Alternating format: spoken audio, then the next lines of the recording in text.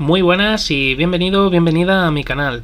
En esta ocasión no te traigo ningún aparato especial, no nada en concreto, porque me he dado cuenta de que ya en un par de vídeos que he hablado de dos vehículos especiales, bueno, en el vídeo de las flechas de plata hablo de dos vehículos ya concretamente, y anteriormente en el vídeo del McLaren MP4. Estuve hablando de ciertos parámetros de suspensión y ciertos tipos de suspensión y claro, entiendo que no todo el mundo tiene por qué saber exactamente a qué me estoy refiriendo. Entonces este vídeo concretamente va a tratar sobre sistemas de suspensión. De momento todavía no sé si va a ser una sola parte o lo voy a tener que dividir en dos partes. Casi seguro que lo dividiré en dos partes porque la verdad es que incluso hablando solamente de lo básico me va a llevar bastante tiempo. Entonces, porque no quiero dejar lo básico nada en el tintero, no me quiero dejar nada fuera, para que realmente, si no conoces bien cómo funciona un sistema de suspensión, pues realmente ahora sepas lo básico y lo fundamental. Así que bueno, este vídeo va a tratar precisamente de eso.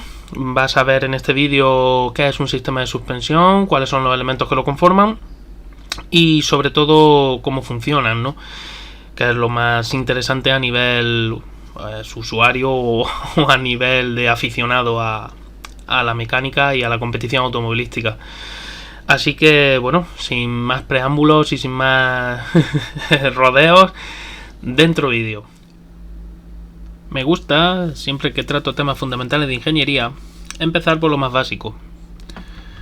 En este caso, lo primero que debes saber es qué es o en qué consiste el sistema de suspensión de un vehículo automóvil. Bien, se denomina sistema de suspensión de un vehículo automóvil al conjunto de elementos que cumplen con las siguientes funciones básicas: absorber y amortiguar las oscilaciones, sacudidas y vibraciones que se reciben de las irregularidades del firme, soportar el chasis sobre los ejes, transmitir al chasis las fuerzas de marcha y de frenada, y proteger a los pasajeros y equipaje de las sacudidas y vibraciones producidas por esas irregularidades. Uno de los cometidos más importantes de toda suspensión de un automóvil consiste en absorber, en la medida de lo posible, la energía de impacto que producen las irregularidades del firme, la cual se transmite al chasis, y si no se reduce esa energía transmitida puede producir problemas de incomodidad en pasajeros, incluso rotura de mercancías transportadas, en el caso de vehículos industriales. En casos más graves, podría producir la pérdida de la trayectoria del vehículo o incluso la rotura de puntos de anclaje del chasis y la carrocería debido a las vibraciones perniciosas que se producen. Otro cometido, que no es menos importante que el anterior, es el de mantener en todo momento las ruedas en contacto con el piso firme, ya que el control y la estabilidad, y por ende la seguridad del mismo, dependen en gran medida de que esto sea posible. Aquí llega el momento de explicarte qué son las masas suspendidas y no suspendidas de un vehículo. En un automóvil con sistema de suspensión, los hay que no llevan sistema de suspensión, pero son rarezas. La masa no suspendida sería toda aquella que no está sostenida por la suspensión. ¿Y esto qué significa? Bueno, esto significa que las ruedas, los frenos, salvo si estos están anclados al chasis, los brazos de suspensión, los elementos elásticos y amortiguadores, los rodamientos como el buje, etc., serían masas no suspendidas, porque no las está sujetando la suspensión, sino que son o parte de ella o complementos de la suspensión. La masa suspendida, entonces, será toda aquella que está sostenida por la suspensión, por el mecanismo de suspensión. Es decir, el cuerpo del vehículo, lo que es el chasis y la carrocería, elementos internos como el motor, el habitáculo, que te incluye a ti, ¿no?, al pasajero, el equipaje, y en vehículos industriales las mercancías que se transporten dentro de los mismos, etcétera. Todo eso es masa suspendida. Los elementos básicos que forman un sistema de suspensión son los que te voy a enumerar ahora. Para empezar, elementos elásticos que almacenan energía producida por las irregularidades del firme, para luego después devolverla. ¿Por qué? Para mantener la rueda en todo momento en contacto con el firme. Elementos amortiguadores que absorben la energía de oscilación que producen los elementos elásticos, porque si no estos te estarían oscilando toda la vida. Aparte, hay otros elementos que completan la cadena cinemática. Estos son las barras estabilizadoras, que se encargan de contener la inclinación de la carrocería. Ahora más tarde te explicaré exactamente cómo funciona. Y los trapecios o brazos de suspensión, que son los conectores que realizan la conexión de los elementos móviles de la suspensión a la carrocería del vehículo, como en el caso de las manguetas, que es donde va la rueda fijada, que es la encargada de, como te acabo de decir, de fijar la rueda al mecanismo y de que ésta pueda girar y al mismo tiempo transmitir el movimiento a la carrocería, para que todo el vehículo se mueva al unísono. No tendría sentido mover una parte y luego la otra. Luego hay también elementos como los silent blocks y los neumáticos, que no la llanta, aquí no incluyo, o sea, estoy hablando solo del neumático, de lo que es la goma. Aunque no son propiamente elementos de la suspensión, complementan a esta y forman parte de las masas no suspendidas. Estos dos elementos ayudan a absorber también energía de impacto, de la que se produce cuando el vehículo avanza por firmes irregulares. Aparte, además de que ayudan a los elementos elásticos a absorber más energía. De todo esto se deduce que los sistemas de suspensión realizan tres funciones principales: almacenar energía, absorber energía y soportar a la masa suspendida y transmitirle el movimiento. Respecto a la última función, te digo que además debe de conectar al vehículo, como te acabo de decir antes, porque es de perogrullo. Si la suspensión se va a mover por un lado y el vehículo se va a mover por el otro, eso no tiene sentido ninguno. Todo tiene que moverse como un conjunto. En cuanto a la función de absorber y almacenar energía, este trabajo va a ser realizado por el elemento amortiguador y el elemento elástico respectivamente. Es decir, el amortiguador absorbe energía, el elemento elástico absorbe y a la vez almacena energía. Así que voy a empezar por el elemento elástico, que es el encargado de almacenar esa energía para poder mantener luego, mediante la devolución de esa energía, la rueda en el firme. Estos pueden ser ballestas, muelles o resorte helicoidal e incluso barras de torsión. La barra estabilizadora también sería un elemento elástico dentro de lo que es la suspensión, pero la barra estabilizadora no sustituye el trabajo de los anteriores, sino que los complementa. Empiezo por las ballestas, que son un conjunto de hojas de acero, de láminas de acero o pletinas, con propiedades elásticas especiales. Son aceros con una aleación especial que les hace ser más elásticos. Estas láminas están superpuestas de manera que forman un conjunto que es capaz de almacenar la energía transmitida por la rueda, en las trepidaciones esas de las que te hablo. Las ballestas en reposo están curvadas, como puedes ver en la imagen. Estas se estiran por efecto del propio peso del vehículo cuando se le coloca, digamos que cuando el vehículo está soportado sobre gatos o sobre un elevador. Las ballestas están totalmente en reposo y en reposo están totalmente curvadas, como has visto en la primera imagen. Una vez que le colocamos la rueda y el vehículo se coloca en el suelo, debido al efecto del peso del vehículo, las ballestas se van estirando. No terminan de dejar de estar curvadas, pero ya no tienen la misma curvatura, ya es menor.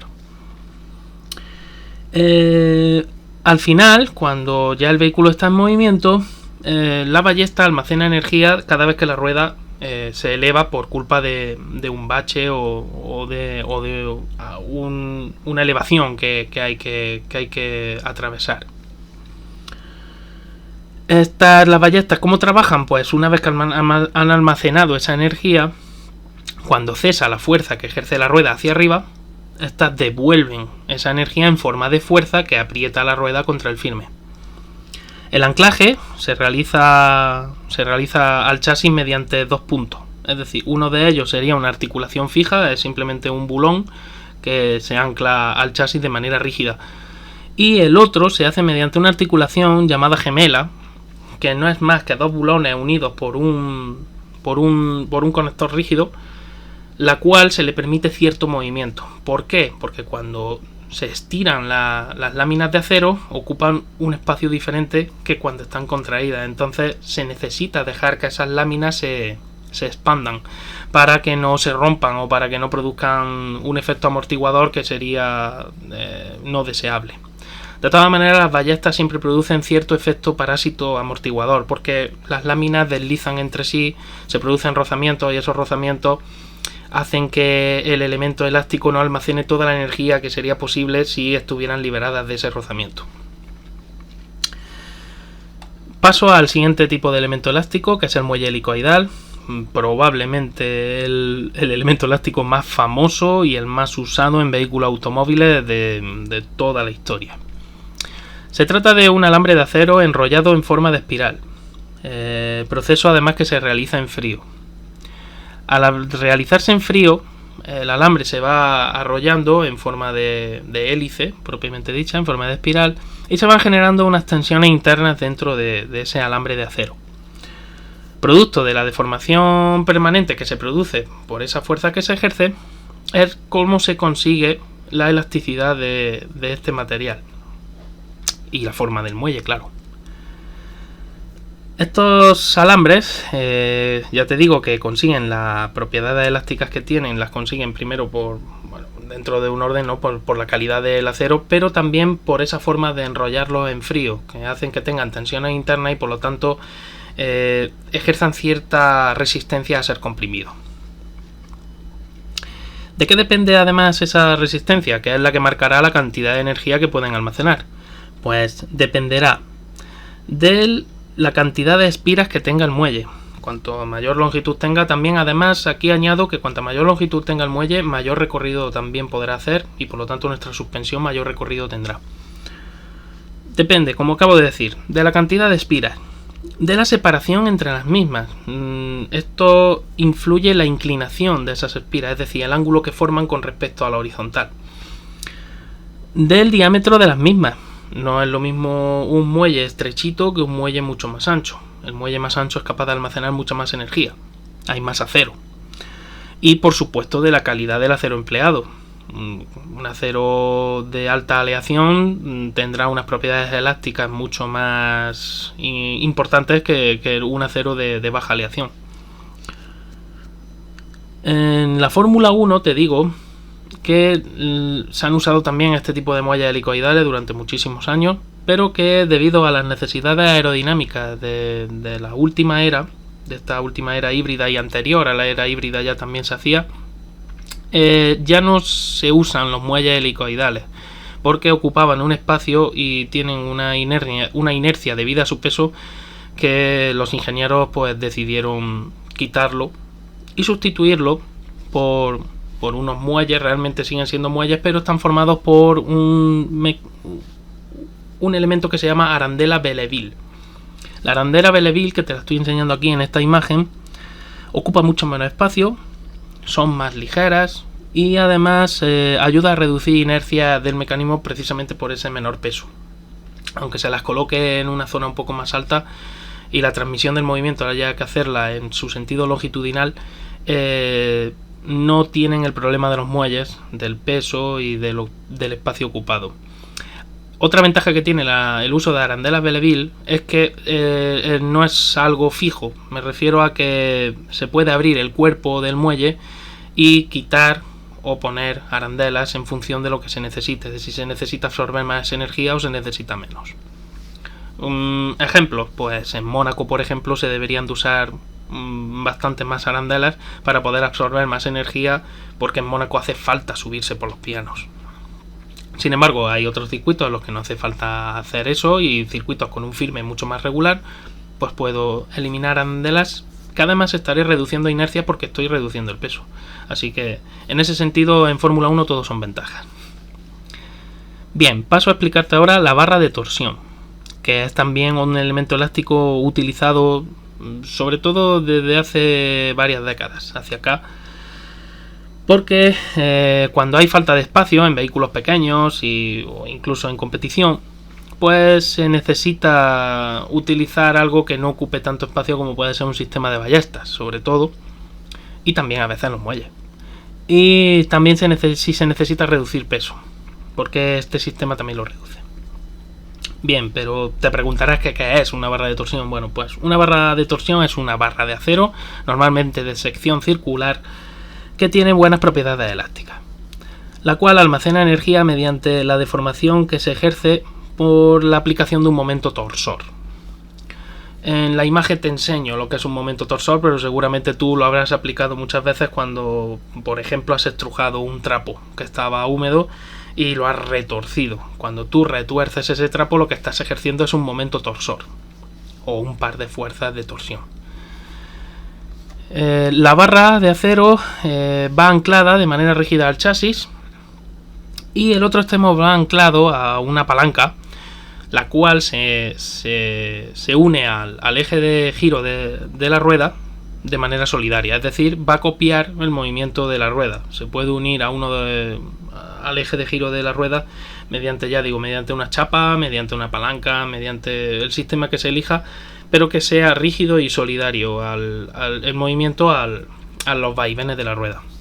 Entonces, cuando la rueda pilla el bache, la rueda se eleva. ¿Qué ocurre? Pues que al intentar elevarse ese eje, la barra de torsión va a ejercer una fuerza contraria debido precisamente a que se niega a que se la retuerza. Esto hay que calcularlo bien, porque si la trepidación es muy fuerte o muy prolongada en el tiempo, dependiendo del límite elástico de la barra de torsión, podría partirse. Entonces esto se suele calcular bien, se suele tener precaución en ese sentido. Y bueno, se usa en sistemas, sobre todo, ya digo, en los que las ballestas ocupan mucho espacio y entonces la barra de torsión ocupa muchísimo menos espacio. Bien, por último te voy a hablar de la barra estabilizadora, que también es una barra de acero, normalmente también de sección circular, aunque aquí sí se pueden variar más las secciones de la misma, y que tiene también buenas propiedades elásticas, pero que no sustituye a los anteriores elementos, sino que su función es complementar el trabajo que realizan estos. Estas barras se enmarcan dentro de lo que se conoce como seguridad activa del vehículo, y su función es limitar los movimientos de las suspensiones de un mismo eje. ¿Por qué es útil la barra estabilizadora? Bueno, pues que, por ejemplo, al girar en una curva, o en un terreno con inclinación transversal, o en un bache muy abultado, muy pronunciado, las ruedas de un mismo eje tienden a moverse en sentidos contrarios, y esto produce unas inclinaciones de la carrocería o movimientos que se deben de evitar, o si es posible se debería de evitar. Y te explico mejor el porqué de todo esto. El ejemplo más sencillo, o el que mejor entiende la gente, es el giro. Cuando un vehículo gira, la fuerza de inercia hace que el vehículo ejerza más fuerza de compresión en el lado exterior del mismo, lo que se llama la transferencia de masa. Esto hace que la rueda del lado exterior a la curva, su elemento elástico se comprima más y la rueda se eleve con respecto a su posición normal. No me refiero a que la rueda se esté elevando por encima del firme, sino que con respecto a su posición normal, la rueda se está elevando y lo que está haciendo realmente es tirar de la carrocería hacia ese lado. La rueda del lado interior lo que hace es todo lo contrario. La rueda del lado interior ocurre que, como la carrocería se está inclinando excesivamente hacia ese lado, la rueda baja por el mismo efecto inercial. El muelle se estaría estirando y por lo tanto obligaría a la rueda a bajar contra el firme. Esto, en casos extremos, podría producir una inclinación excesiva del vehículo e incluso el vuelco, y se podría llegar a hacer tope en el elemento elástico, lo cual siempre es algo que se debe de evitar. Así que aquí es donde entra en funcionamiento la barra estabilizadora, que conecta las suspensiones de las ruedas de un mismo eje. Habitualmente es usada en ejes traseros, o era usada siempre en ejes traseros de vehículos de tracción delantera, pero ahora ya se está popularizando más su uso en los dos ejes. La estabilizadora actúa absorbiendo el momento torsor que se genera en ese tipo de situaciones. No solo en el giro, sino, como te he dicho antes, si el terreno tiene una inclinación excesiva o un bache muy pronunciado que hace que una de las ruedas de un mismo eje se eleve demasiado. Eso genera un momento torsor. Bueno, pues ese momento torsor es absorbido por esa barra estabilizadora. Es decir, explicándolo en otras palabras, la barra estabilizadora ejerce una resistencia a que ese momento la torsione. ¿Y cómo se coloca la barra estabilizadora para que esto se haga, ¿no? O se pueda realizar este trabajo? Bueno, pues la barra estabilizadora siempre ha de conectar las dos suspensiones de un mismo eje. Es decir, realmente lo que haría sería conectar el movimiento de las dos ruedas del mismo eje, de la rueda izquierda y de la rueda derecha. Y por este motivo que te acabo de explicar, por esta forma de trabajar que tiene la barra estabilizadora, se la considera un elemento elástico, porque en realidad trabaja almacenando energía y devolviéndola, para evitar esa excesiva inclinación del vehículo.